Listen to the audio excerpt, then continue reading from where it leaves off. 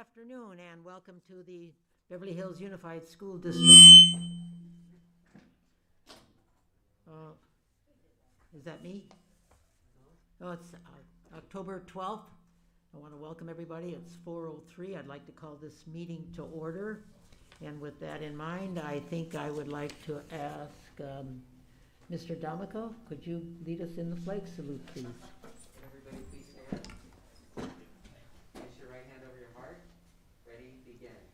Pledge allegiance to the flag of the United States of America and to the republic for which it stands, one nation, under God, indivisible, with liberty and justice for all. Thank you.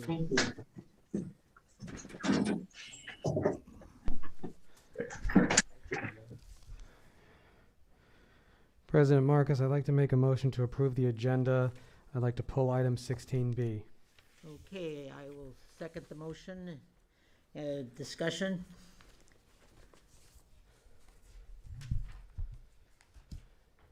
Do you have some comment you want to make, or just pull the motion? Hold on. Approve it. Okay, call for the question. Mr. Raymer? Yes. Mrs. Stern, Dr. Stern? Yes. Mr. Margot? Yes. Mrs. Wells? Yes. Mrs. Marcus is a yes, so it passes 5-0 with a provincial vote of 4-0 with a provincial vote of 5-0. Okay. Dr. Berge, was there anything to come from the closed session? President Marcus, there was no action in closed session. Thank you.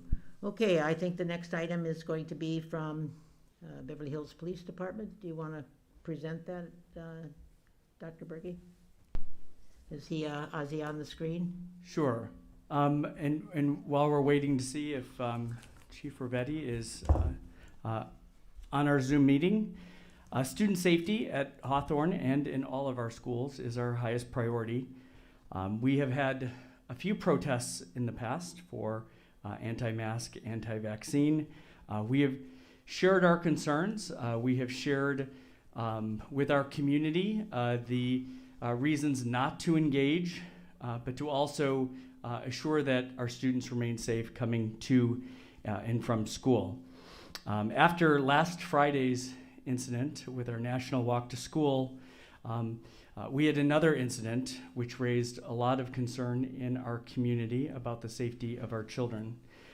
We immediately expressed concern with the city, and the city was extremely responsive to meeting with us. In fact, the meeting took place immediately between the city and BHUSD. Joining me was Mayor Wunderlich, Chief Ravetti, Larry Weiner, Keith Sterling, Nancy Hunt Coffey, Ms. Starkins, Hawthorne Principal Sarah Kaber, and myself. And the purpose of the meeting was to learn not how to only respond, but how to look at the protesters, the rights of protesters, the rights of individual students, most importantly, and to work with the city to ensure that the episode that happened on Friday does not happen again. We had a meeting that was provided a lot of actionable steps. And so, again, I want to thank the city, Chief Ravetti, with the Beverly Hills Police Department as well. We are very fortunate to have him with us this evening so that he can speak. And we certainly appreciate his willingness to come on so our community can also hear from the Chief of Police where we're at with this matter. Chief Ravetti. Hi, good afternoon. And I apologize, I have a little bit of a sore throat, so I'm having a difficult time talking. Can you hear me okay? Yes. Yes. Okay, all right, well, thank you very much. And I would like to talk about moving forward, what kind of actions you can expect from your police department. And I want to assure everybody that the safety of your sons and daughters, your children, our children in our city, and the parents and the faculty is everyone's safety is our priority. And so we've changed, we've developed a plan on how to deal with that situation. If the situation on Wednesday occurs again, we have a plan of action to deal with it effectively. We'll have more police officers assigned to the event as the children and the parents and the faculty are walking up the street. We will make sure that there's police officers in between demonstrators and protesters and the children and parents and faculty. And they're going to keep a safe distance so they for everybody's safety. We'll keep a safe distance between the demonstrators and the parents and students and faculty. And once they arrive at the school, we will again pre-designate where the demonstrators and protesters can be. And again, it's going to be a safe distance away from the entrance to the school so that the children can safely and peacefully enter the school. And tonight, as you know, or you may not know, but tonight the mayor and the city council are going to be looking at an emergency ordinance to do basically the same thing that I just outlined, but by ordinance, and a couple other things as well. So as far as what happened last Wednesday, we've took an incident report. We've gathered up all the video that we can find as to regarding the conduct of the demonstrators and protesters, and we have presented that to the district attorney's office as well as the city attorney's office to see if there's any violations of the law. We have the ability to, if there is violations of the law, there is a process in both the city attorney and the district attorney's office to seek a complaint and file criminal charges against any criminal activity that was observed or that was conducted at the time. So it's not like we have to make an arrest or issue a citation at the scene.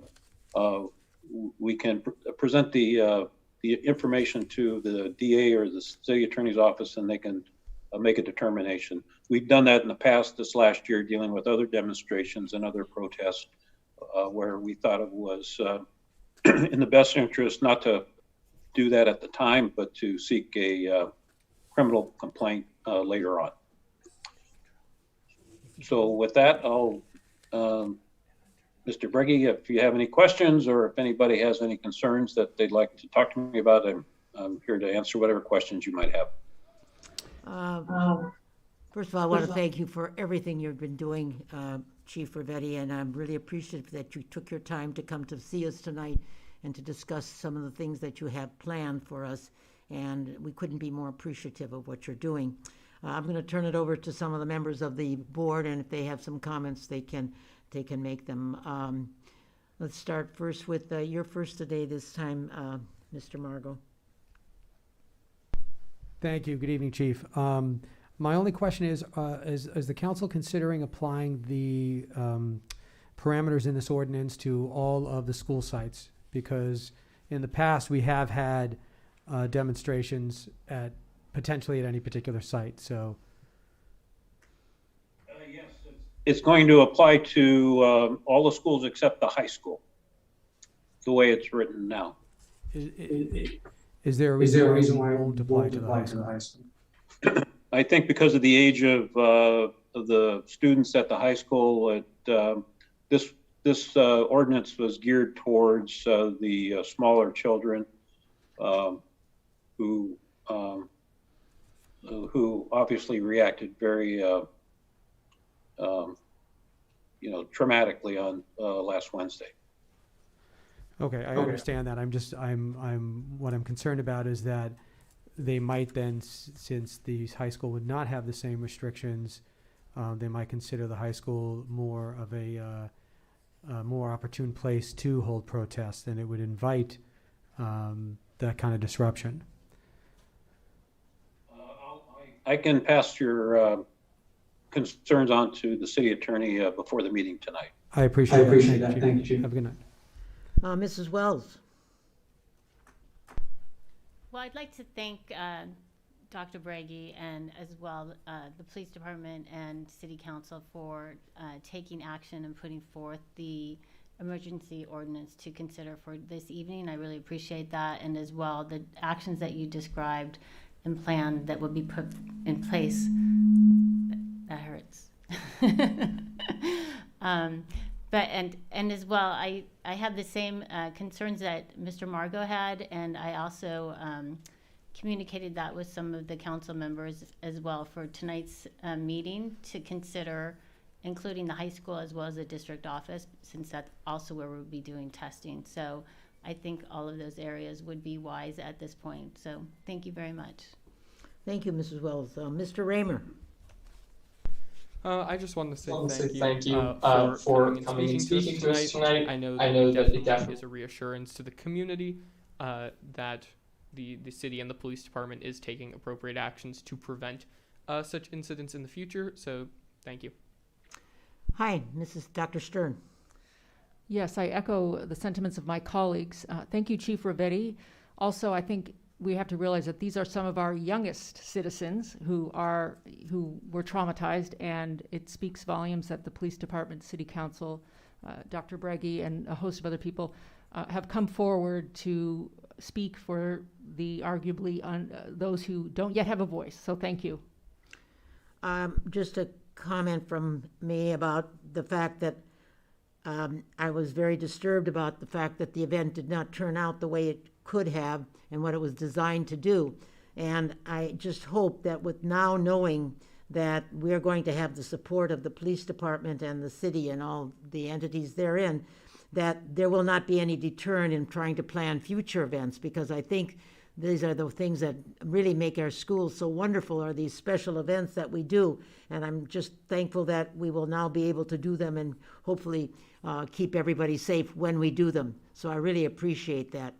And again, thank you for appearing here tonight. We really appreciate it. Thank you.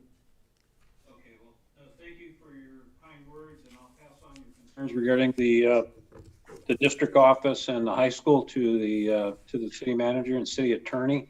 And we are working with the school to I think be at an event on the 16th, and then in November. And also have a presence at the event on the 22nd of October. So we appreciate the invite and working together. We value our relationship with the school district, and we will do everything in our power to protect the children, the parents, and the faculty at the school, and make sure that the situation that happened last Wednesday doesn't occur again. Thank you. Thank you. Thank you again. Thank you again. Okay. Oh. Well, now comes one of the highlights of our board meetings. Real highlight. Dr. Breggy. Thank you. And at this time, we would like to introduce Beverly Hills High School Assistant Principal, Ms. Kim Day-Cottrell, who's going to lead us through and introduce. We have some semifinalists for the National Merit Scholarship Program. Ms. Day-Cottrell. Thank you, Dr. Breggy. Good evening, President Marcus, members of the board, Dr. Breggy, district administration, and our Beverly Hills community. I'm joining you here this evening to introduce some amazing students. But first, I'd like to take a moment to thank our exceptional teaching faculty, as well as our incomparable academic counseling team, Christy Bond, Kathleen Blanco, Janice Hart, Greg Jackson, Yeji Nam, for their tireless dedication supporting our Beverly Hills High School scholars. And a special thank you also to Ms. Casey Barneson, our beloved college counselor, for coordinating our National Merit Program. And so on behalf of the Beverly Hills Unified School District, we are proud to recognize the following students who have received National Merit semifinalist standing. And when you hear your name, I want to make sure that you wave. Everybody should put it on speaker view and say hello to us before I continue. So we have Ethan Stone. Hello. Hello. Hi, Ethan. Congratulations. And we have Maya Goldcorn. Hi. Hi, Maya. There she is. Hi, Maya. And Sarah Lepkowitz. Hello. There she is. Hi, Sarah. Congratulations. And Tian Yang. Hello. So we have Ethan, Maya, Sarah, and Tian. They represent the top 1% of scorers. 1.6 million juniors across the country take the PSAT and NMSQT, National Merit Qualifying. And those who score in the top 1% are the ones who achieve the distinction of National Merit semifinalists. So Ethan, Maya, Sarah, and Tian are our National Merit semifinalists, making Beverly Hills High School proud. These academically talented high school seniors have an opportunity to continue in the competition for National Merit Scholarships worth more than $31 million that will be offered next spring. To be considered for a Merit Scholarship Award, our semi-finalists must fulfill several requirements to advance to the finalist level of the competition. About 95% of the semifinalists are expected to attain finalist standing, and approximately half of the finalists will win a National Merit Scholarship, earning the Merit Scholar title. And students who earn National Merit finalist standing will also have an opportunity to earn a Beverly Hills community-based scholarship and will be recognized at our Spring Senior Award ceremony. So congratulations to all of you. And we will be rooting for you as you endeavor to apply for the finalist slots and all of those wonderful opportunities. And at Beverly Hills High School, our students are constantly inspiring us, just as these four this evening, as they advance in their education. And it's an exceptional time to recognize our students, especially now as they have maintained these high academic standards, even through the duration of COVID and all of the challenges that came with that. So beyond academic recognition, these students devote time and energy outside of the classroom, and we commend them on their accomplishments and their fortitude. And we look forward to supporting and seeing their next steps as they apply to colleges throughout the fall and move forward toward National Merit Scholarship consideration. So round of applause. Great job. Great job to all of you. Mr. Margot. I just want to say congratulations to all of you and to your folks. I want to give them props too, because, you know, we got to throw some to the parents for raising such terrific students as well. My kids were never national merit finalists, so I don't know if that says anything about me, but yay for you, all of you. Well, there are not too many. Okay, Mrs. Wells. Well, congratulations to each of you. You should be very proud of yourselves, and I wish you the best of luck going forward. Mr. Raymer. Well, it's great to see you guys here. These four are some very good friends of mine, so they already know how I feel about them. But again, congratulations on this amazing honor. Dr. Stern. Yes, congratulations to you four. I think that this is just the start of your academic careers, and I would love to see how you guys blossom when you get to college or whatever you're going to do post-secondarily. But congratulations. I echo the same sentiments of all of my colleagues. I just want to remind some of you that are out there watching maybe that tomorrow there's a new batch of juniors that are going to be taking the test to qualify to maybe come before us next year. So I want to wish you all the best of luck as you take the exam. I believe it's tomorrow, October 13th, that the juniors are taking that test and the qualifying test. So I want to wish you all good luck. And again, congratulations to all four of you. We are so proud of you. Thank you for joining us tonight.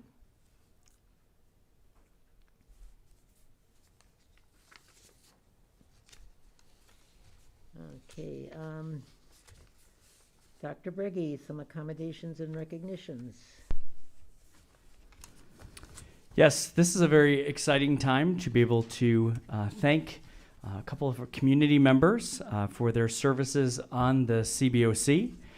Their collected efforts over the years have provided a great outcome for our school district, and this is only possible through the continuous commitment and time and effort from two of our incredible community members, Jason Rund and Dick Schreiber. And at this time, if we could turn it over to our chair of the CBOC, Mr. Rich Barron. Hi, good evening. Wanted to definitely personally acknowledge Jason Rund and Dick Schreiber, who have given us 6 years of service to the CBOC, working on the audit on an annual basis, really overseeing. It's actually been an exciting time the last 6 years. You know, the 6 months before I joined, teaching me a lot, but also watching Horace Mann get started and completed, and B1, B2. So it's been a very exciting time for completion, and really their service was, you know, definitely going to be missed, because with the audit and really their expertise in finance and really putting together the report, but their service is well appreciated, and we will miss them on the CBOC. And congratulations on lasting 6 years.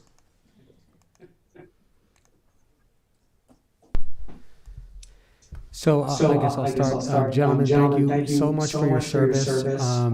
People don't realize that the CBOC is actually the only committee that we're required to have. All of our other committees we choose to have, but this one we're required to have. So the work that you do is vital in keeping us compliant and keeping the bond program running smoothly. So thank you very, very much for your service and for sticking it out for the full 6 years. I wish you guys all the best. Mrs. Wells? Well, I'd like to thank you both, Dick and Jason. It was a pleasure for me. I was on the CBOC with you, and I really enjoyed serving on the CBOC with you. From the time I was there, both of you had already stepped up to do the audit, to be on the audit committee, and really took the lead in that area. And I know that the CBOC is going to miss you greatly, especially in the area of the audit report. So thank you so much for your service, and as well, I really enjoyed serving with you on the CBOC. Mr. Raymer. Thank you very much for donating your time to the benefit of our school district and our students. As Mr. Margot was saying, we really could not continue with the construction without you, so thank you very much. Thank you. Dr. Stern? Thank you for your service, and I echo the sentiments of my colleagues. And again, I had a chance to work with some of the members on the CBOC as a member from the board, and you are volunteers, and you are to be really thanked for what you did, because we need people like you to step up and help us as a requirement of the bond issue. And you were right on there, and I have to tell you, you worked very hard, you were committed, and I really appreciate it, as does all the members of the board. So thank you very much. I believe that they have received a plaque. Yes. You want to? Yes, so we're very pleased to be able to provide both Jason and Dick with a plaque at their home. So hopefully you have received that just in recognition for your service. And maybe they'd like to say something. Mr. Rund, would you like to say anything? I just want to express that it's been a pleasure to serve on the CBOC with many talented committee members, and to really watch the bond program evolve through various managers over the last 6 years. I also think it's important to acknowledge the administration and how they have stepped up over the last number of years to elevate the oversight and overall professionalism of the program. And while I imagine there will still be headwinds to navigate, I believe the continued dedication of everyone who's involved in this program will ultimately, we'll have all the first-class facilities built for the students, and the taxpayers and community will appreciate the benefit that these new facilities bring to the overall community. So thank you again for the opportunity to serve. Thank you, Mr. Rund. And Mr. Schreiber. You're muted, Richard. Mute. I don't know if he wants to say anything.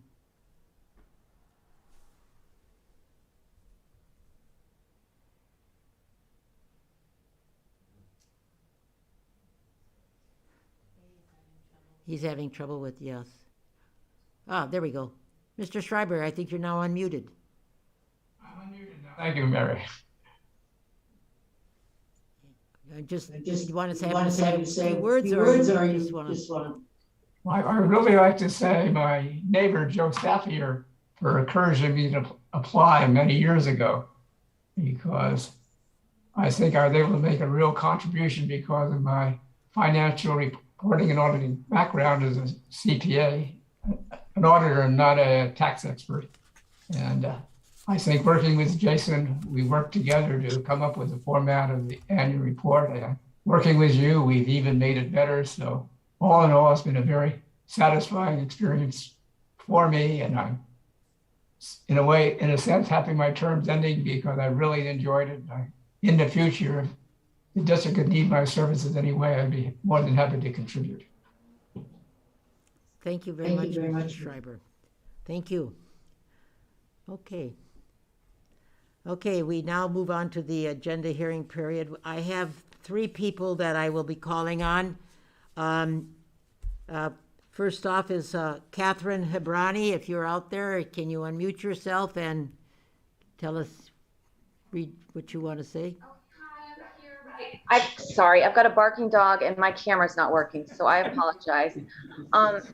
I really just wanted to speak to address what happened last Wednesday at Hawthorne.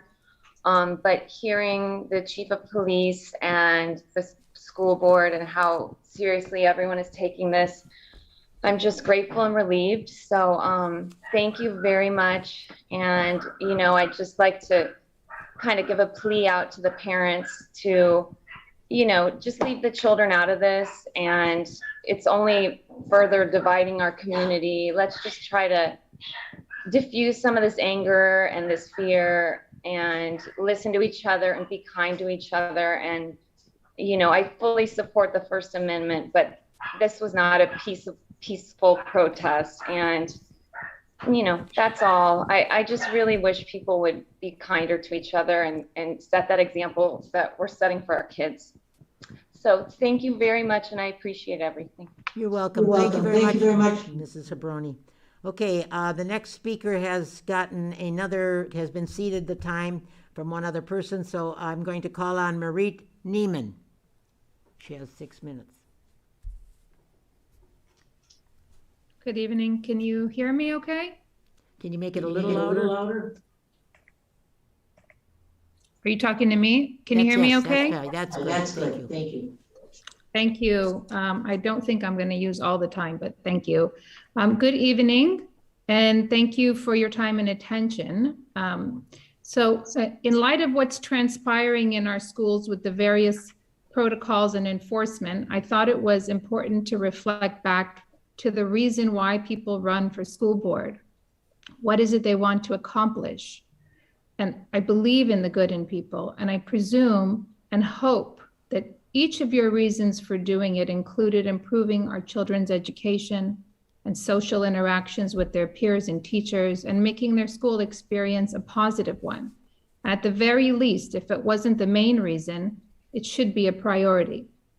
Our children are not yet adults, and they look to their parents, teachers, and administrators to protect them and to ensure that no harm is done to them. And we as parents look to you and to the administrators to ensure no harm is done to them. Since we are all imperfect, it is of course possible that sometimes we simply lose sight of the priority of protecting our children when we entrust them with you each day. We want them to flourish, build relationships, participate in sports, get a good education, think outside the box, be critical thinkers, among other things. We want them to accept their peers for their differences and similarities. We want them to be compassionate and empathetic. But can we say that this is happening in our schools right now? I'm sad to say, I don't think so. Instead, we are dealt with parents and administration having multiple disputes. Teachers are pitted against parents over face coverings and other issues. Principals are going around hallways and popping their heads into classrooms to admonish students like a hall monitor would. There's discrimination occurring on the protocols, and rather than address it, the administration buries its head in the sand. What kind of school environment are we condoning? What kind of compassion and empathy are we expressing when a harassing environment is being perpetrated? Why are teachers sending emails to parents about face coverings and not about how their students can improve or flourish in class? How does the administration think such communications come across to parents? And you might say, well, Ms. Neiman, we're in a pandemic, and so we have to be extremely cautious. To which I would say, then show us the science. We were told for over 17 months to follow the science, yet no one in charge today is even making an attempt to follow the science.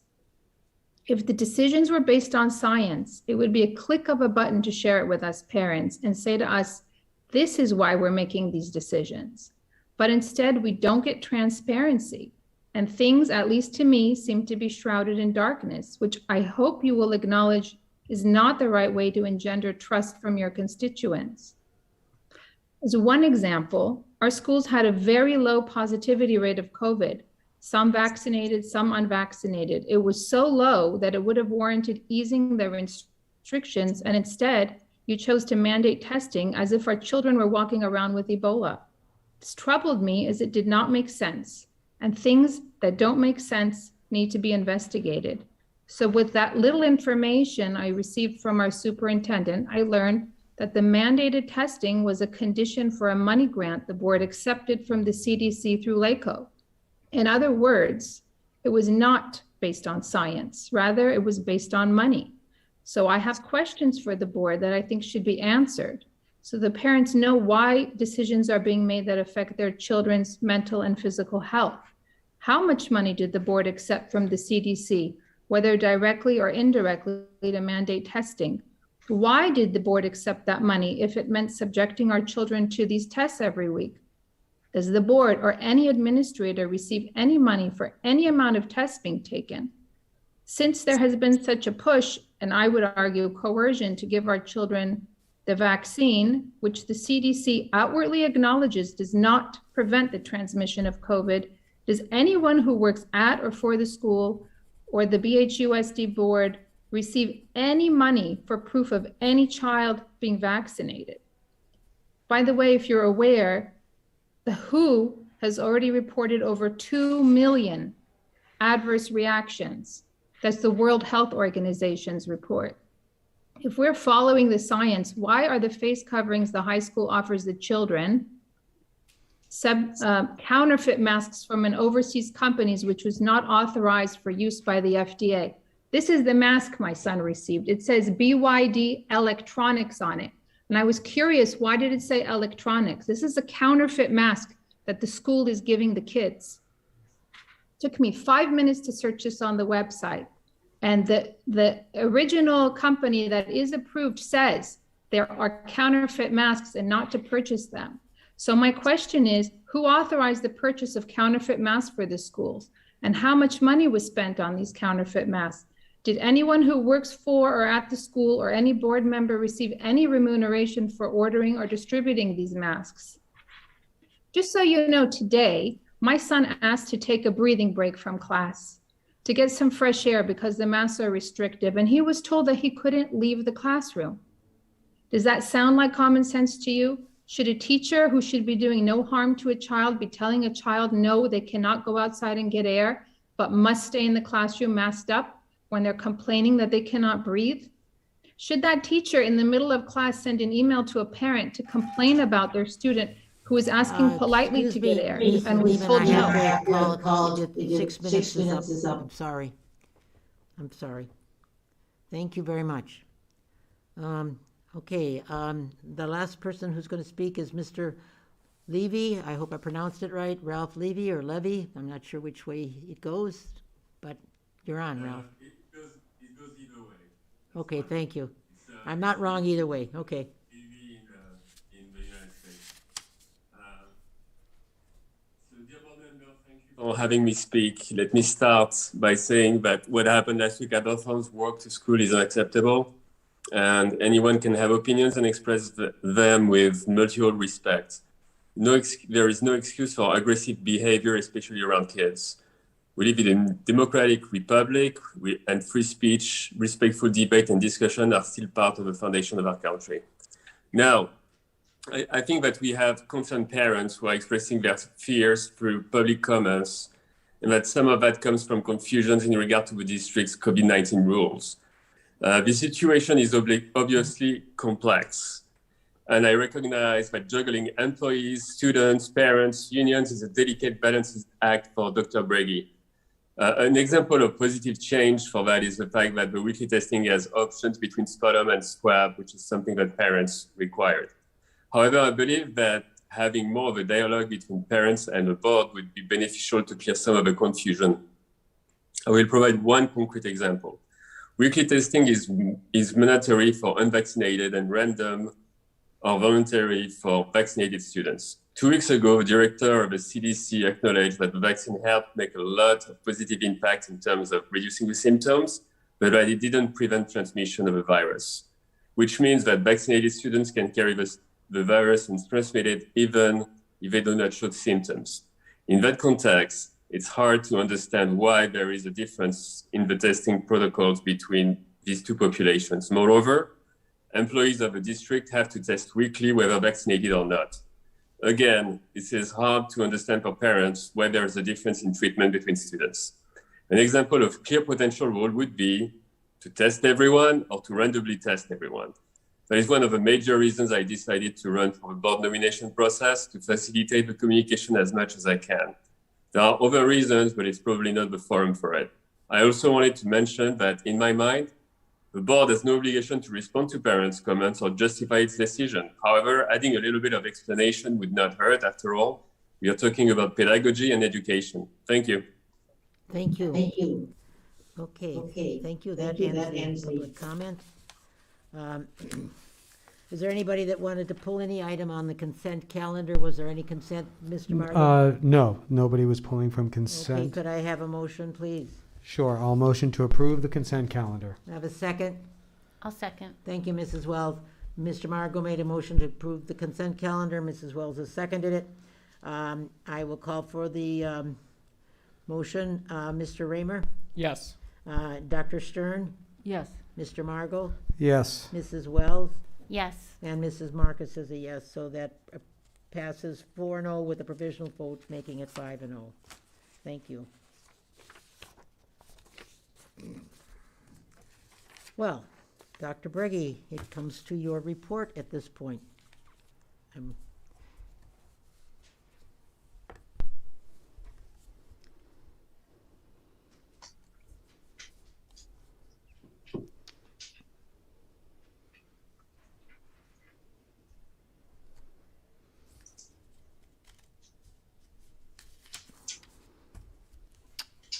Thank you, Mrs. Marcus, and good evening, everyone. Just a short report for you this evening. As you know, we are looking to fill a board vacancy, and we have been accepting our applications for our board seat. We are accepting these applications until this Friday at 4 p.m. Just a reminder to continue to look at our dashboard because we do send out information that is for individual schools, but there are many times when, for instance, we have gone a week or two without having any cases, and then in the last 8 days, there have been close to 13 cases, 14 cases. So please watch for this dashboard as this gives you a glimpse of what's happening throughout the school district.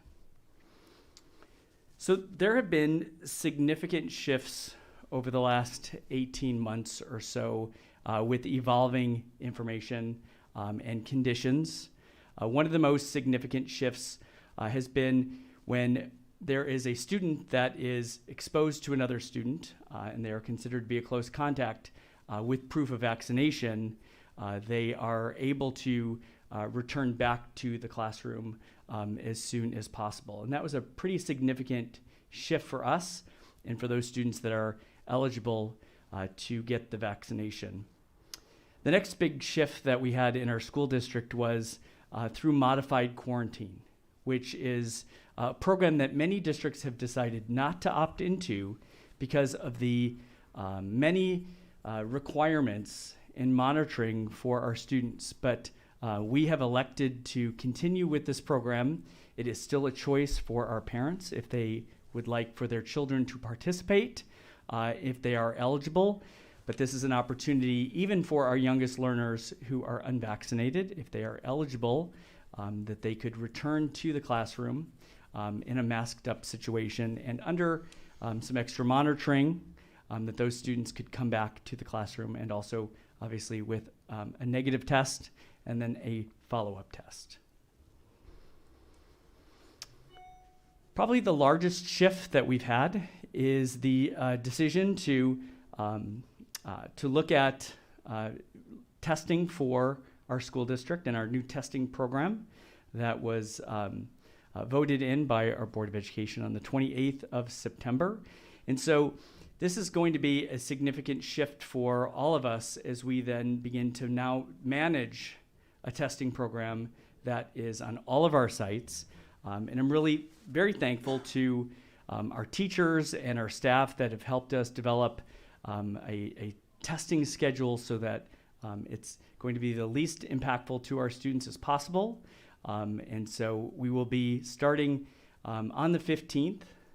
We will be testing all of our students and all of our staff as well as our visitors that will be entering inside our school campuses for more than 15 minutes. So with our testing program that we have, we took a lot of feedback from our staff. As you know, we've been talking about this for a couple of months. And I'm glad that we had these conversations with our community members. At first, we had discussions, our rapid antigen testing program that we have in place right now for our close contacts and for those students that are symptomatic was going really well. And we had a very reliable company. And so because we had a very good program going, We were going to continue with that program when we did our testing program. But after a lot of discussions with our families, with our teachers, just with community members, we decided to make a change, which is more of an addition. We didn't want to lose what we had because that's going well. That is a layer of protection that is extremely successful for us in our school district. So we didn't want to leave something that was working really well. But we also wanted to bring on then a testing program that was responsive to what we're hearing from our parents and from our teachers. And so we have hired an additional testing company to help with the daily testing program. It is a PCR testing, so it is the highest level of accuracy. And these are self-administered tests. There is an optional saliva test for our students and for our families. You know that we have sent out some communication for you so that you can let us know what is most comfortable for your particular children and to let us know that information. We have two different areas here for questions. We have an FAQ if people would like to know more information. If you are having some troubles with registration, which is another really important part, we need people to finish that registration. We've had a great response, but we're going to continue to ask to make sure that we get everybody to respond. And that email address is info@mydoctornow.net. And then any assistance that you need just locally, BHUSD, from our team, our administrator team, please reach out to us at covid@bhusd.org. So the testing program that we are going to have up and running is, again, we are taking on a very big task here. While the Doctor Now organization, they are responsible for the test implementation, processing, all of that paperwork. We are, as a school district, going to be responsible to make sure everyone is signed up, everybody understands the options that are available, the site facilitation at each school, which we've worked extensively throughout that schedule, and then also if there is going to be any individual or makeup testing, because we know that there are times when students will be absent, that if a student is absent for the day that they're test, that they are to then test the next morning at 7:30 before they go to school. Just a couple of things I will touch on because I know Eli might have these in his report. Just the football program at both the high school and middle school are going off. Just so much fun to see everybody there. It's just great to see the turnout that we're getting for both of our schools and their programming. We did show you the swim gym update, but it wasn't quite 100% finished until the next day. So we have the final picture of that for you here. And that was a very good decision, I think, on behalf of Mr. Margo and the board to have that white because it just pops out, the home of the Normans. And then what we have in progress is the press box inside the swim gym and the proceeds from the graduating class of 2021. We're very happy that money could be used. It looks fantastic already, so it just pops when you look at it. So we have additional students to recognize our National Merit Commended students, and they are.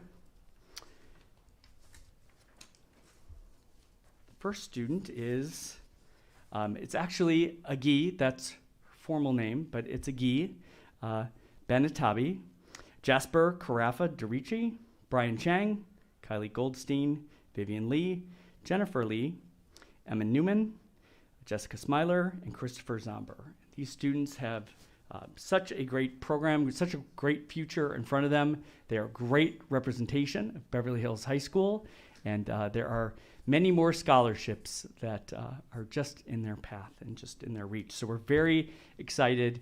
This is brand new news, so we are very excited to be able to share this publicly and to congratulate them. And just quickly, and I do like to just recap some of this from a perspective of reconfiguration, because something that we have been talking about for many years is building a successful program, because a successful program at the middle school level builds its way into our high school and beyond. And so the athletic program at the middle school is just beyond flourishing. And it is absolutely incredible to see the amount of participation, the skill level of our students.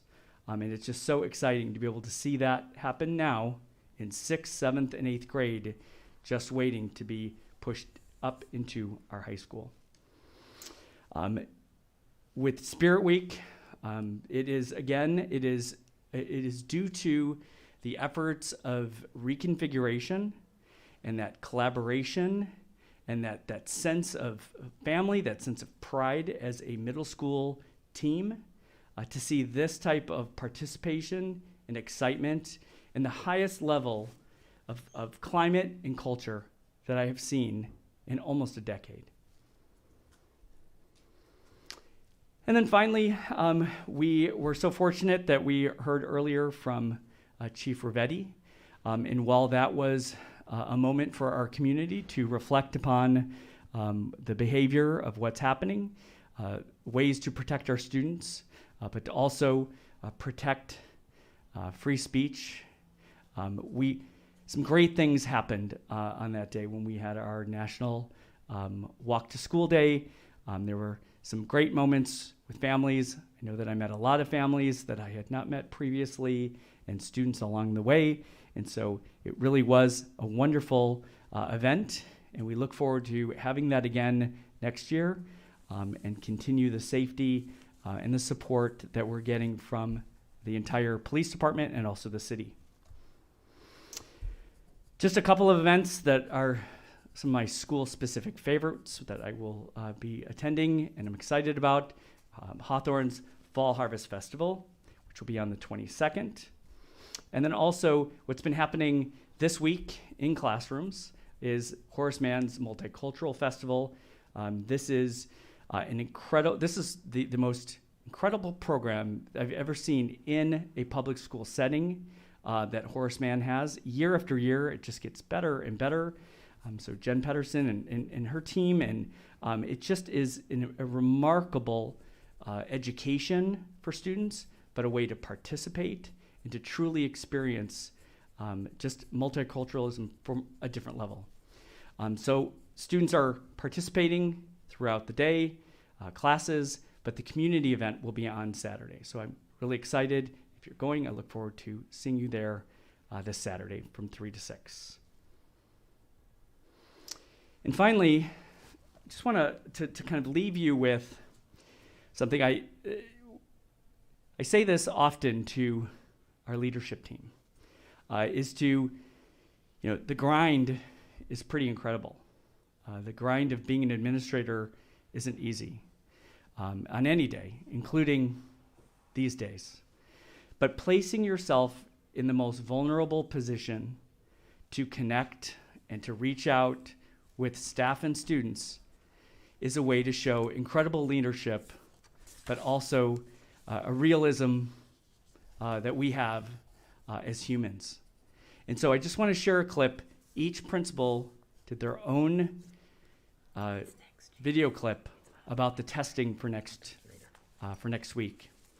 And so even though each principal did their own, we kind of spliced them together just so that you can get a little bit and a little feel for each one. But the one thing I want you to notice that you probably would have on your own is that we can't expect for people to know and understand what an experience is just by telling people or sharing the experience. And so by having an experience told by a principal, by somebody that students know and see every single day, is the best way that we can try to relate and explain what the experience is going to look like and what it's going to feel like.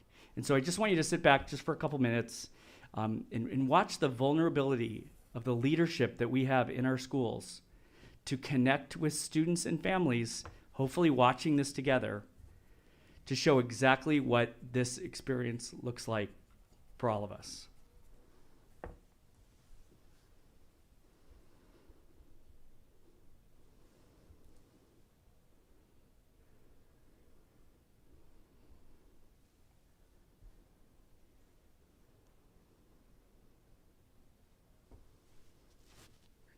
due to sound, we have to do a quick changeover here.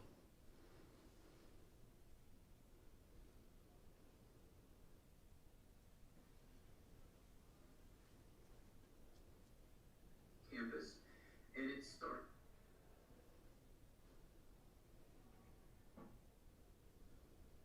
Students and staff, and we're going to be using a very simple method here on campus, and it starts with going down to the testing center where you'll be handed, first of all, a tube with your name on it.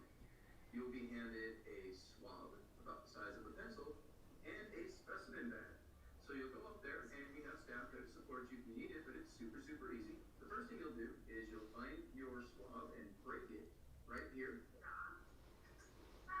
There we go. You're going to pull out the swab, the cotton fuzzy end, like a Q-tip. That's the part that's going to go inside the nose. Like that. Doesn't go in very far. So to complete the testing, you stick it inside your nose and you're going to swirl it around about 5 times. You're going to do it in both nostrils. You insert it, swirl, swirl around, we're mixing, swirl around the other nostril. Here we go. I know, a little weird to watch your principal do this. It's okay. We're going to do it every week together. That's it. Almost finished. Next step. Upside down. Drop it in to your tube. Fuzzy side down. Right inside. And close it up. And then you're going to give it back to the staff person that's going to help you through all of this. So this is sort of instructions. So if they give you anything that's a little bit different of instructions, you'll answer and follow whatever they tell you. But this is just one way of how we're going to keep each other safe. Thanks for being a Hawthorne hero.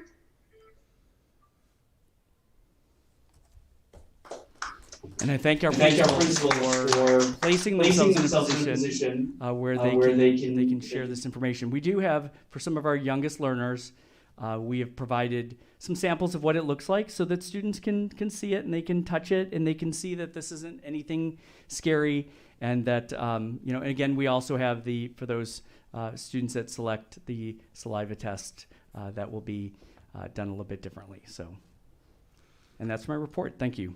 Thank you, Dr. Breggy. Okay, Mr. Margot, you have any questions or comments, suggestions? No, but I appreciate Dr. Scon taking it for the team on that one. And Dr. Bugby, I'm a little hesitant. I don't know if he's following through. Okay, Mrs. Wells. Well, I actually had seen Mr. Mead's video and I thought it was fantastic. So it's nice. I didn't know there was a compilation. So it's really fantastic, and appreciate that they all did that. I think it is very helpful, and it does, demonstrating is a great way to learn. So really great way to show it and to put to rest some fears that people may have. The other thing I would just like to add a congratulations as well to the National Merit commended students, and to congratulate you as well on your success. Thank you. Mr. Raymer. I want to echo what Mrs. Wells just said, is that a congratulations to the National Merit commended students as well. Okay, and Dr. Stern? Thank you for that report, Dr. Breggy. I am really happy to hear that the sports are flourishing at BVMS. That has been, I feel that the school community is abuzz with the excitement, and the kids are very happy to be out. And a second thing I want to say is that, the testing and having to deal continuously with the pandemic in this stage, no one says it's fun. I really wish it was just over with. But I do want to say that there has been progress in the sense that I think about a year ago, I myself was very despondent and wondering if, in fact, our kids would ever be able to return back to school in person.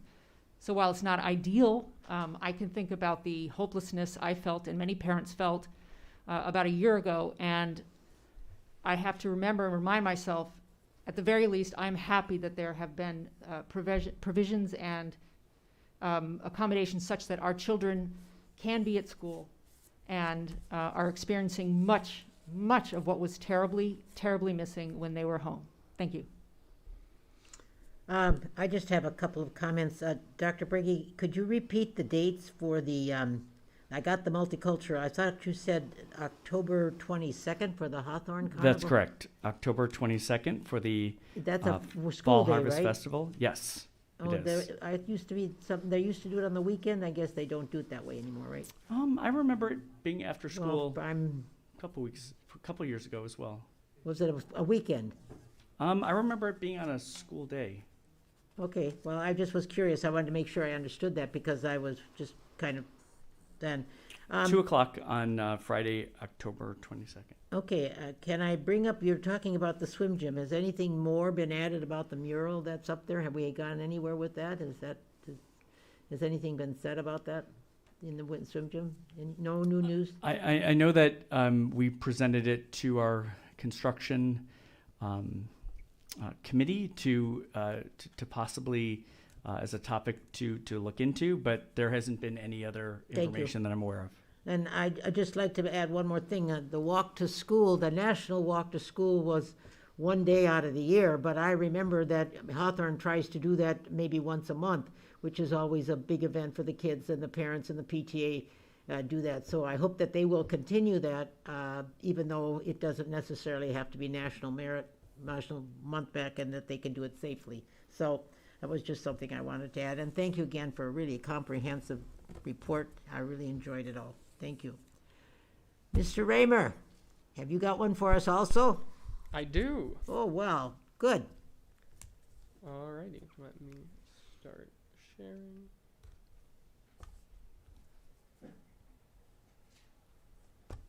Alrighty. Well, let's get started. It's much shorter than last week. So, starting with BHHS as usual. In the past, over the weekend, the Eco Club, which was started by some of the students pictured here, held a bake sale outside of Roxbury Park. I was able to walk over, I believe it was Sunday morning. It was very nice to get a cookie. That was my breakfast that day. It was fantastic. So good on them for raising money for their club and for the causes that they support. We ASB absolutely encourages clubs to raise their own funds. In actuality, that is how clubs are supposed to raise budgets, so we would like to see more clubs do something similar in the future, but Eco Club here setting a fantastic example of something that a club could do to raise money.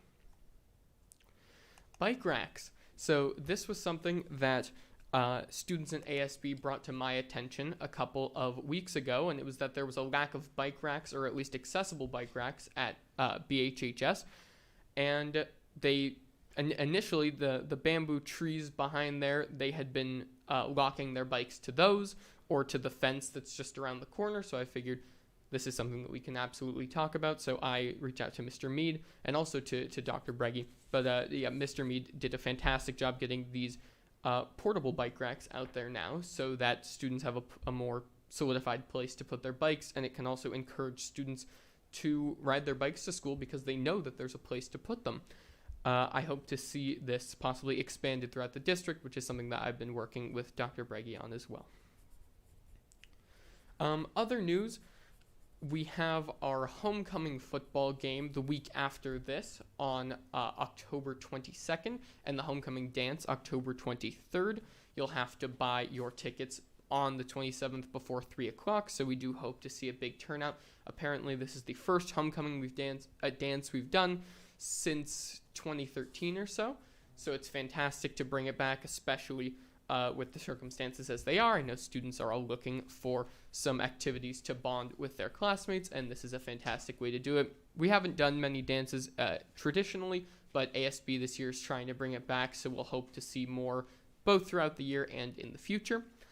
Another announcement is that an issue that we've seen in ASB recently, which we are trying to come up with solutions to, is the leaving of trash and not throwing away trash after lunch.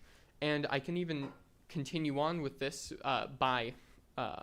in the same vein as Dr. Breggy was saying. We had a football game where the middle school students came, and it was absolutely fantastic to see them there. I know that they were very excited to be there, and we were very excited to have them. But after everyone had left and the game was over, if you looked up into the stands, it was an absolute mess. And I'm not saying that this is solely the students' fault, but it definitely is a problem within our schools currently that ASB at the high school, and I'm hoping now at the middle school, will try to solve in the future, because we have fantastic campuses and fantastic custodial staff, and we want to make their jobs easier and keep our campuses as clean as possible. So I hope to see an improvement in that in the future. Some steps that ASB has taken at the high school is to put up posters around common lunch places that encourage people to throw away their trash, and we are still brainstorming solutions to this issue that has definitely plagued us in the past, but is definitely a big issue this year. Moving on to news from BVMS. As Dr. Breggy was saying, they had a Spirit Week, which is fantastic to see. I know that we always love them at the high school, and now having a consolidated middle school definitely gives students the ability to bond and grow a new sense of school spirit at BVMS.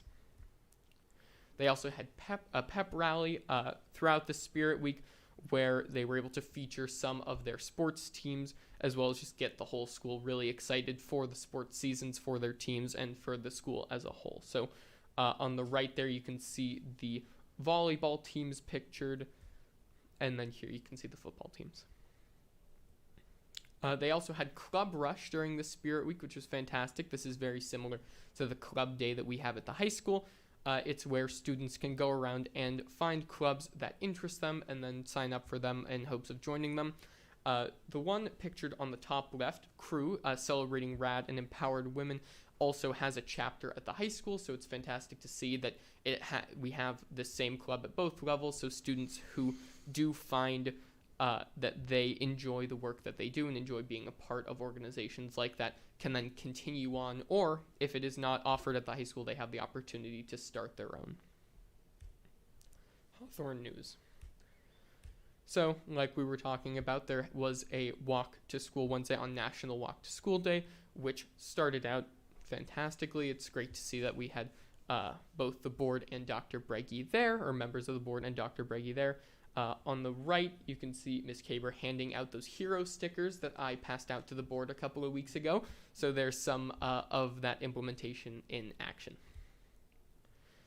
Programming. So first grade students in their makerspace are learning programming and the initial stages is learning to program their classmates, which I think is a fantastic way to start it. I remember in 6th grade going over programming and really learning that you have to speak very literally because robots don't know how to interpret something else. So this is a great way to start and a great way to get students to understand how to program and just the mindset that's needed to do so. So it's a very creative way to start, and it's great to see that that is being used. Collaborative play. So one of the issues coming out of last year is that students did not have the social interaction that they would normally get at school. So they are really working on ensuring students have the proper social skills and through collaborative play. On the left, the students are playing a board game based on nouns, and then on the right, students are playing with Legos. Oh, and Miss Kane's class went around and took their bearded dragon for a walk the other day, which I think is very fun. I think I only had one teacher that had a class pet in 7th grade, and that they were always very fun to see. So I'm glad these students are also getting the opportunity to take the class pet for a walk. You can see he has little wings on too. And Horace Mann news. At Horace Mann, they had Crazy Hair Pajama Dance Party Day, and this was an amalgamation of multiple different spirit days that had been promised if the students were able to raise a certain amount of money for the PTA over at Horace Mann. So because the students passed I believe the $45,000 threshold relatively quickly, they decided to combine all the days into one. So initially what would have been a crazy hair day, a pajama day, or a dance party day is now one. We could see the administration over at Horace Mann participated and went around during recesses to hang out with the students, and they also dressed up. Here's some more pictures from that day, which I absolutely love. Officer Badinian is the BHPD school resource officer over at Horace Mann, and this picture illustrates just how much the students over there love him and love having him on campus. They ask him lots of questions, which he always answers, and this week they happen to challenge him to a hula hoop contest. And like Dr. Breggy was saying, Multicultural Week started this week. I remember doing Multicultural Day at El Rodeo, but it's absolutely amazing to see a full week dedicated to it just because it is such an important topic, and I know it's very exciting, both for the students and now the community able to go on Saturday.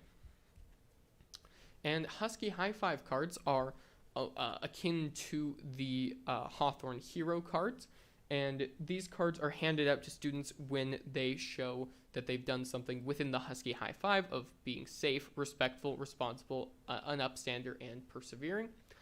I had a fantastic meeting with Mr. Reagan the other day to discuss some district-wide possible events, and he gave me some hero cards and also authorized me to give one to each of the board members. So I'll fill them out and get them to him somehow, and you will be entered in the raffle shown each morning.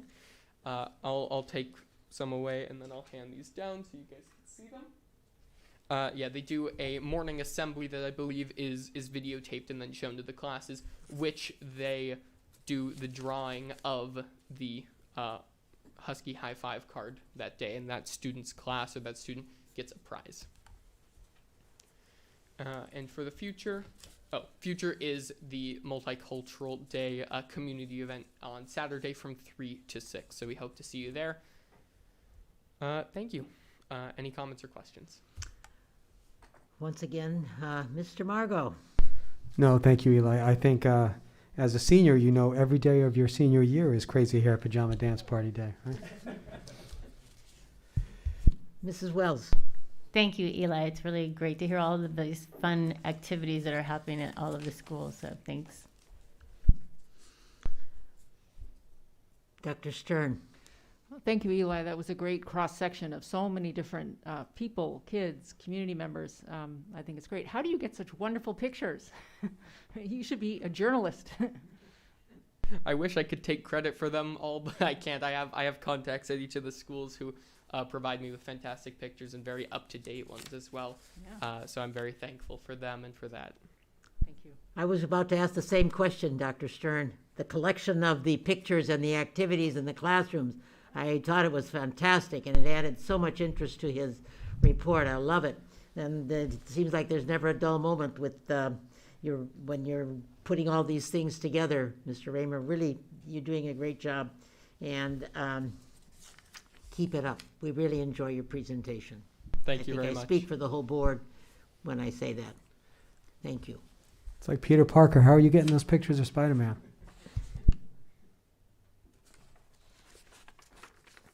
Okay, it's time to move on with our agenda now. So we come to 13A.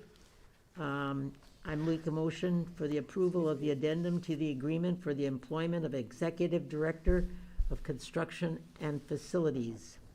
I'll second. President Thank you. Marcus, I just need to make one change on this. I wanted the board to know the starting date should be July 1st, 2021.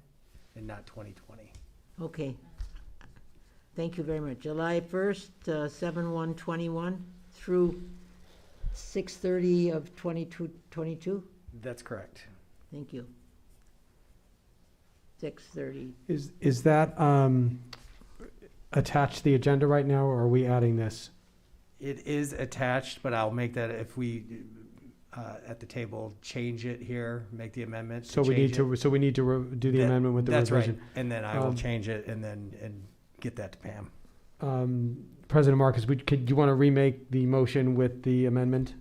Okay, I'm to make a motion to approve the amendment, to approve the addendum, right? With the addition of the correction to the motion of the dates of 7/1/21 to 6/30/21. Okay, and I'll agree with that. Okay, thank you. So it's been moved and seconded, and the motion has been amended. It's to 7/1/21. 7/1/21, yeah. There it is. To 6/30/22. That's correct. Okay, yeah. Okay. Call for any questions or comments? Mr. Raymer? None from me.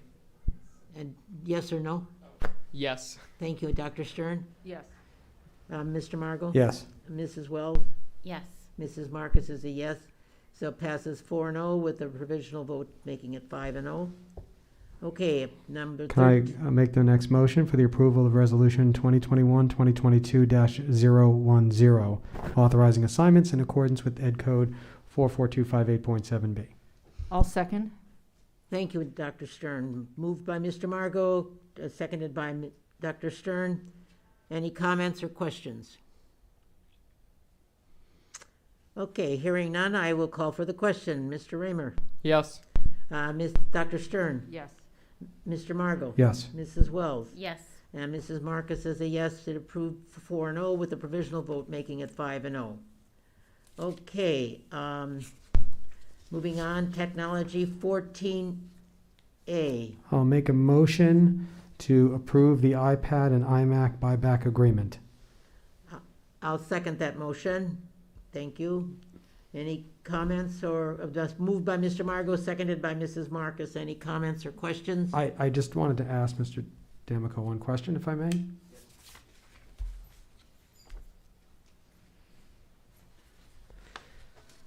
Now, I think this is a testimony to the longevity of our technology program, that we've actually hit the point where things are aging out and we have to do this. We have never done a buyback before in all of my years here, and I'm just out of curiosity wanted to ask, is this something new that Apple is doing? Is this something we can do because we have Apple? Because we've had computers for a long time, so. So iPads are really devices that hold value, and this isn't new for Apple. It's new for Beverly Hills. Okay. I think it's the first time that we've had a lot of iPads come to end of life, and we've had the opportunity to actually participate in the program. So Apple's been doing it in other districts where there are iPads. This is, I believe, our first time to do it. Okay. And what is basically for our reason, I mean, our replacement schedule, what is our lifetime on these devices? What do we consider? Those devices lasted, I think they lasted 6 years. Wow. They lasted a long time. That's amazing. And that's even with them going home. And they're in very, very good condition because of the cases that we purchased for them. Good. Good. Hey, investment. Thank you very much. So this is like a windfall for us, if I would be so kind as. Well, it replenishes the bond dollars for other devices. It's a little it's like a breeze fall. Yeah. I don't know if it's a Well, but windfall. there's a little bit there for us, which is really very good. It's a Southern California wind Right. this weekend. Okay, any other All right. comments or questions? Mr. Raymer? Mr. D'Amico, you might want to stay over there for a minute. Sorry. I know I didn't ask this in advance, so if you don't have an answer offhand, no worries at all. But what criteria would constitute end of life, considering they may still be functional after 6 years, but what is it, just the time frame? What other goes into determining if something is at end of life? It's a little bit of everything. It's sort of like what makes you decide to replace your phone. If most people use them until the operating systems can't be upgraded or the memory on the devices is not adequate for the apps that are required. So by 6 years, an iPad is still usable in certain settings, but what we do to manage them and to make sure that they have everything they need and to sort of accommodate teachers' requests require newer devices. Does that answer your question? Yeah, that makes sense. Thank you very much. So, and how much is 6 years in human years? Is it like, it's like 94? How old are our devices? Depends on how old you are, Mr. Margot. Exactly, okay. I get it though, because I have an iPad too, and it doesn't want to do its thing anymore. It's like, I'm done. I'm just done. Okay, any other comments or questions? Okay, hearing none, I'll call for the question. Mr. Raymer? Yes. Dr. Stern? Yes. Mr. Margot? Yes. Mrs. Wells? Yes. And I'm a yes. It makes it 4-0 with a provisional 5-0 with Mr. Raymer's vote. Okay, item number 14B. I'll make a motion to approve the annual maintenance agreement for audiovisual equipment At Horace Mann Elementary School. Mhm. Thank you, Mrs. Wells. Moved by Mr. Margot, seconded by Mrs. Wells. Is there any This is, I have a question. This is only a maintenance agreement for out-of-warranty audiovisual equipment. What was the warranty to begin with? And So the warranty on audiovisual equipment is a year. That's what you get on equipment. So we haven't had a consistent practice in the district of buying maintenance agreements for things like AV systems. And truthfully, it sort of shortens their life because maintenance agreements help make sure that we get as much out of them as we can, and it ensures that we can replace things and fix them quickly. I just want to make sure the board understands that the maintenance agreement is really just the hours to have the people on call to come out and investigate whatever the problem is, give us a recommendation for what needs to be done. It doesn't count the labor or the parts to fix it. so we're only looking at for an estimate on this then to see if it's good, if it pays to fix it and whether we might have to replace it? That's correct. So we had, the reason the maintenance agreement makes sense is it cost us over $600 to have a company come out and just, tell us what was wrong with 3 systems. It's much better to have hours banked to use the hours that, kind of the fixed amount of hours that we've asked for, and then we have an open purchase order for any additional hours that we may or may not use. How old or well, let me see if I can get this. How long have we had this equipment? So Horace Mann is where this particular maintenance agreement is applied to, and I think Horace Mann, this is for, when I say the audiovisual equipment, I'm talking about the classroom equipment, so those Extron panels that control the projector and the sound and all of the integrated systems. I believe they are in there. I'm thinking there is right just before configuration, right, Dr. Breggy? Is that, so I think 3 years, end of 3 years? Yes. Well, that's not And very old. they're holding up. I mean, we have 3 that are down, so it's going to cost us an additional $2,000 to fix those. Wow. Okay. Okay, any other comments? Call for the question. Mr. Raymer? Yes. Dr. Stern? Yes. Mr. Margot? Yes. Mrs. Wells? Yes. And Mrs. Marcus is a yes, so that takes a 4-0 vote with a provisional 5-0 with Mr. Raymer. Okay, 14C. Make a motion for the installation of Salto Access Control Security System. I'll second that motion.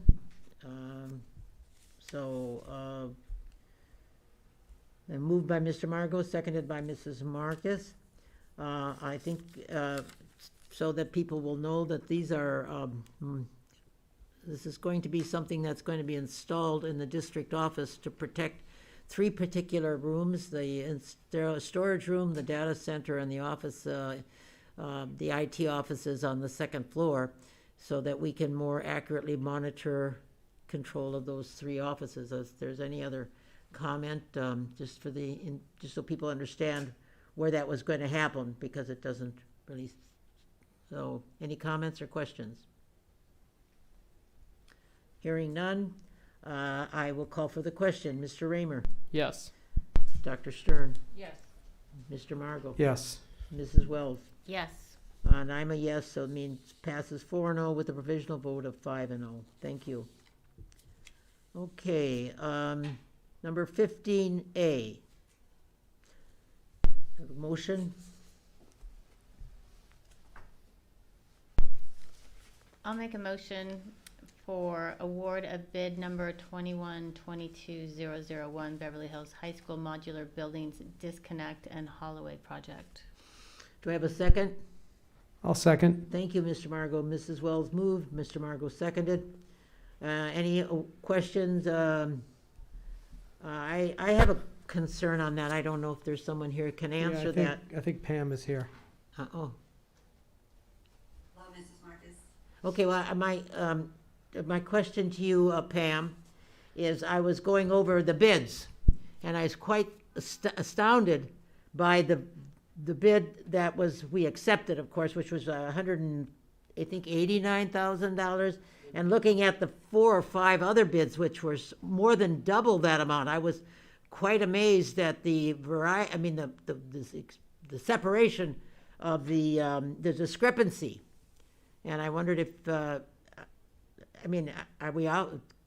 That's amazing. The highest bid was $687,000, and the lowest bid that we accepted was $89,000, something like that. The low bid was $139,500. Oh, 139. Okay. If you just, the way that we think about it, if you just kind of disregard the high one that is an outlier for whatever reason, the others have a pretty decent progression. Yes, progression. Right, and so, it could be, some of these bidders have more experience in our district than others and have done similar work for us, so maybe they have a better idea. It's hard to say. That's why we go through the bidding process. Well, no, I know. I was just amazed. I just wanted to bring that. That's why we do bidding processes, so we can get the better price. And I wanted just to mention that. I had a question. Yes. Pam, in the transmittal, it says that it's the modular building disconnect and haul-away project, but my understanding is that this particular company is doing the disconnect and cleaning out the spaces, but William Scotsman will actually be taking away the empty modular buildings later on. There's actually steps Okay. to this removal process, and this is the first one. And the haul away is hauling away all of the stuff that's inside the buildings. They've been give them a use for storing old furniture, old cabling, everything that they disconnect, they haul away. Okay. And then once that's completed, then Will Scott comes, takes the buildings away, and then we will be coming back to you for a third action, which will be to restore the site, make it usable again. Okay, I appreciate the explanation because it was a little misleading when it's called disconnect and haul away. It makes it seem like they're taking the trailers away. So I just wanted to be clear so everybody understands when they're done with their part, a different company comes in to haul them away. The trailers themselves. Okay, thank you. There'll still be a second price then. We'll be seeing a second bid for hauling them away, right? Most of the haul away is Included.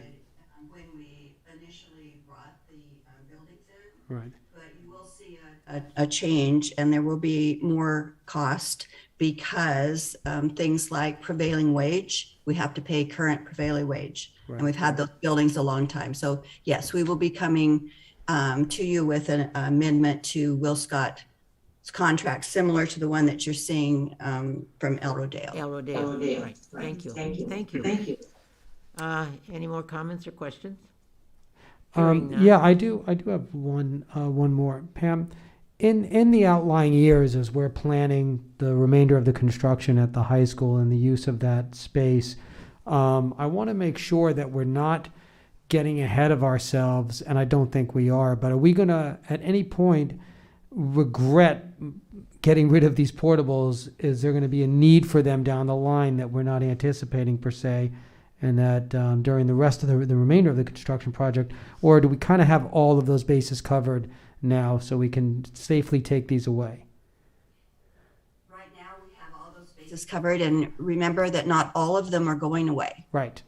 So there's still going to be 12. I think there are 12 left that we're using for the special ed program at the high school and for facilities and maintenance offices. And then we're going to be moving the maintenance people from El Rodeo up to those others. So we're still using 12 of them. Thank you very much. I had that question on there about that.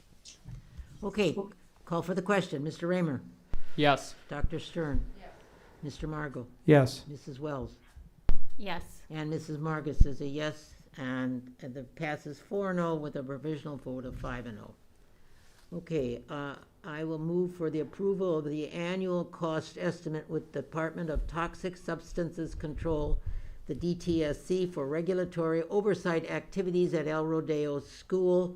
Is there a second? I'll second. Thank you, Mr. Margot. Moved by Mrs. Marcus and seconded by Mr. Margot. Any questions, comments that anybody wants to make on this item? Yes, I have a question.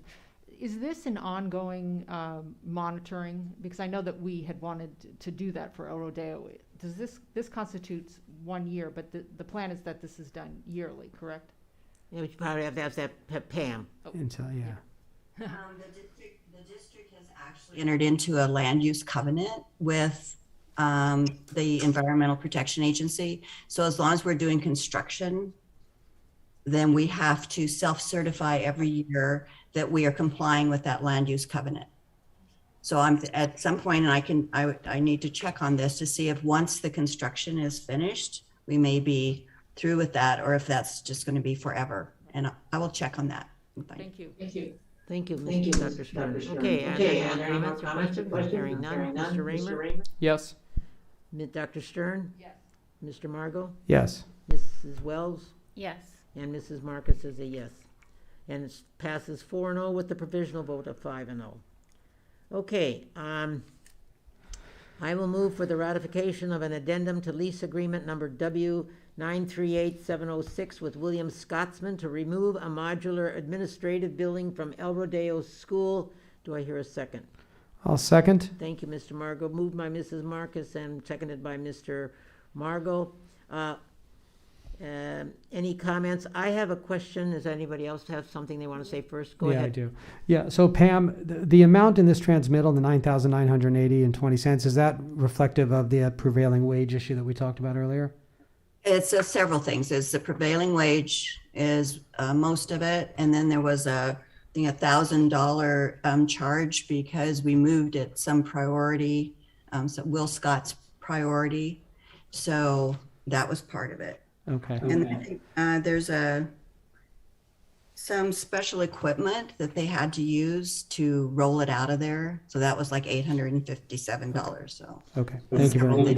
Okay, my question was, and I think that was answered in the previous modulars at one of the modulars where what is going to happen to the maintenance and office, the administration is going to be now going over to the high school in one of the modulars that's being left there, right? Yes, the modulars that they're using right now, I think they're using 3. And those will be that we're going to move the maintenance people. It's the electrician, the carpenter, I think plumbers are going to be moving up to the portables that remain in the village at the high school. Okay. And then we'll be removing the rest of the portables at El Rodeo.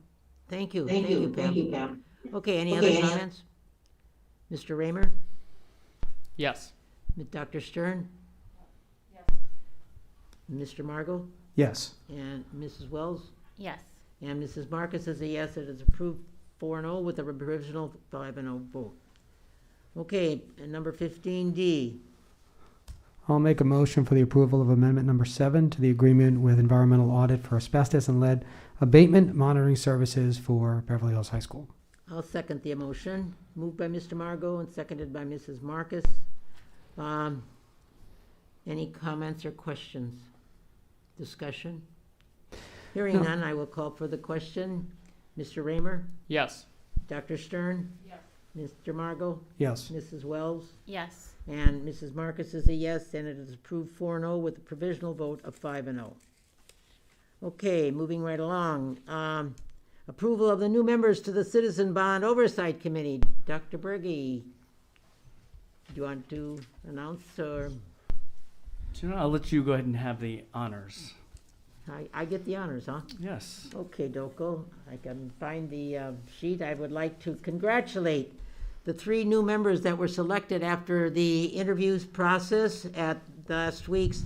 They are Selena Serrano, Harry Crashauer, and I can't remember the other. Mark Carell. And I want to congratulate all of them. I want to thank them for volunteering for this very important job. And I believe that you have been given the schedule and the times of the meetings.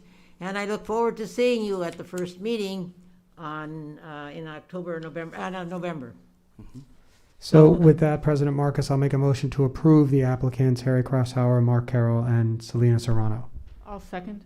Thank you. Moved by Mr. Margot, seconded by Mrs. Wells. And any discussion? Hearing none. Seconded by Mandy, I think. Mrs. Wells. Oh, I'm sorry. I thought Dr. it was. Stern. Thank you for sorry, Sir Dr. ventriloquist Stern. act. Seconded by Dr. Stern, Pam. Okay. Well, she keeps track.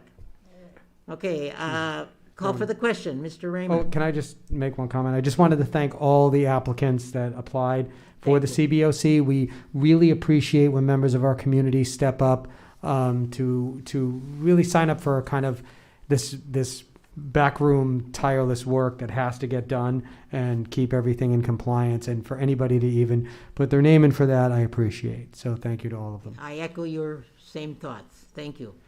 Okay, Mr. Raymer. Yes. Miss Dr. Stern. Yes. Mr. Margot. Yes. Mrs. Wells. Yes. And Mrs. Marcus is a yes, and that passes 4-0 with a provisional vote of 5-0. Okay, well, we have arrived at the communication from the board members, and I'm going to start this round with, I think you skipped something. that was pulled. We pulled it from the you did? agenda at the beginning, yeah. We approved and pulled it. Okay, communication from the board members. Let's start with, who was the first person? I think it was you, Mr. Margot, today. It might be. There were a lot of questions from some public comments that have been ongoing about the board and why we're doing things the way we're doing them based on other information that is coming in front of people. I just wanted to clarify some of my points of view about these things.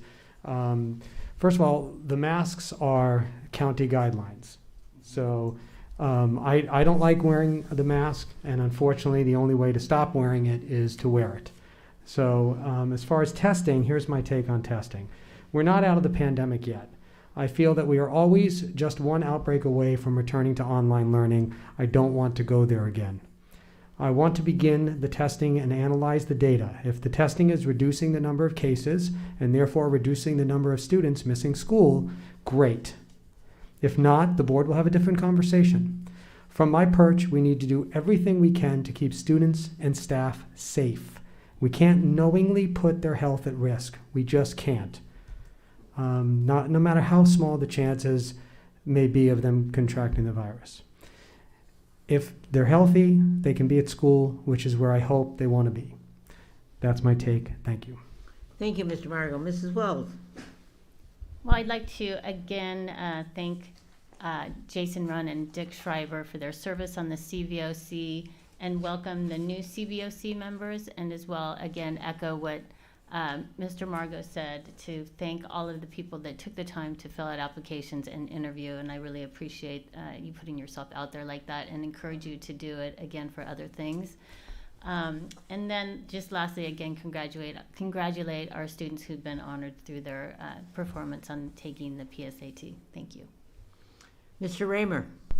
I'd also like to echo the congratulations to our students who did very well on the PSAT and who received a commendation from National Merit, as well as our semifinalists.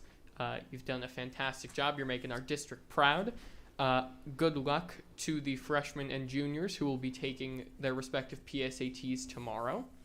I remember that the PSAT was one of the first in-person activities after fully online school last year. I also remember it being a bit further forward because it was freezing that morning. Yeah. But it was definitely, it's amazing to see how far we've come from then, that being our first in-person event, to now being essentially fully back in person for school. So that's fantastic to see. And yeah, please continue wearing your mask. If you can get vaccinated, please do. And stay safe. Thank you. Dr. Stern. I want to reflect a little bit on the horrific experiences of some of the children who were walking to school who faced some of the harassment. You know, I think it's ironic that, well, first I'll say that I'm aware that it's anti-bullying month. I think Miss Chisholm was telling us that it's anti-bullying month. So keeping that in mind, I also want to say that it's ironic that a lot of these anti-maskers are doing it under the auspices of, oh, it's harming the children. We want to protect the children from having to be, harassed and having to be muzzled, right? But isn't it ironic that actually approaching some of these children or saying audibly, such upsetting things that I know anecdotally some of the children said, "Mom, I don't want to walk to school anymore." Now that's very sad. So again, I hope that people see that irony, that if it's really to keep the children and their well-being, that you don't want to mask because it's harming them, well then you really should not say things to children that upset their parents in front of them, because that's also very scary to children to see their parents riled. But also definitely should not say things to the children, as that is very harmful. Thank you. Just on a thought of what you just said about parents. They were parents once too, many of them, and to think that they're doing to the children what they wouldn't have wanted done to their own kids. So that's a very important point. I would love to echo everything that every member of my panel has said tonight. I can't add anything to it. They've all said it already. But I did want to make a mention of something that I had the occasion to attend last Saturday. I went to the California Association of Student Councils annual seminar, which is called the Student Advocacy Conference. And I was invited along with 2 other board members as panelists, along with Mr. Eli Raymer was a panelist on that particular Saturday afternoon. And I had the occasion last year to also attend that event, and that was, of course, organized by Mr. Raymer. So I want to comment on that. Not only did he once do one, he now is a panelist. So congratulations. I just want to tell you that the presentations were wonderful. There was one on racial integration, and then there was one on emotional and social mental well-being, and both of them were very, very well done. They were excellent presentations. I was a little bit sad that there were only 2 presentations. I really thought there should have been. I don't know why there wasn't more, because I remember when you did it, there were many more, and many more panelists, which I thought would be an attesting to you for doing such a great job. So with that in mind, I just want to say that one of the things I was a little envious about tonight, and this is a little lighter note, was I saw those little girls playing volleyball in 6th, 7th, and 8th grade. And I remember many years ago coaching my girls in solid volleyball and going to the schools and playing championship games. And I just wished I could have been back there again, doing it again right now, because it really brought back memories. The kids at El Rodeo, at Beverly Vista, with those uniforms on and the spirit and everything, and coaching volleyball, I just remembered those days. So with that in mind, I want to, if there's nothing else, Dr. Briggy, do you have anything you want to conclude with? No, just a quick thank you to Eli. I thought the bike rack project is a really good one. As traffic is always a problem at each of our schools, Eli had noticed that if students don't know that something exists, why would they take an alternative, ride on a bicycle? So I thought that was great. It's nice to see action on that, and I look forward to seeing what happens at the middle school and elementary level too. It's projects like that really can make a difference in some of the struggles that we have every day with getting kids to and from school. So thank you for that, Eli. Thank you. And with that, I will adjourn the meeting. It is now 6:39. Our next meeting will be October 26th, same place, same station, same time. Thank you all for attending, and we'll see you in 2 weeks. Thank you.